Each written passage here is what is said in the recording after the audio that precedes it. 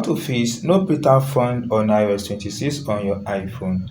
Guys, this is a simple thing to do. For the steps I want to share in this video, first, come to the Bluetooth on your device, either from the control panel, tap on it to toggle it off for 10 to 15 seconds, tap on it again to toggle it on. If you are able to do this, this should fix the issue on your iPhone. And if that does not fix it, then go to settings, tap on settings, then go to general button, tap on general, scroll down to the base of this page, tap on transfer or reset iPhone, then tap on reset button, tap on reset all settings. So guys, provide your iPhone password if you have anyone. Then if you have the screen time password, provide your screen time password as well, then tap on reset all settings. This will fix up the issue of no printer found on iPhone on iOS 26. If you get this tip and don't subscribe, please subscribe for more updates like this.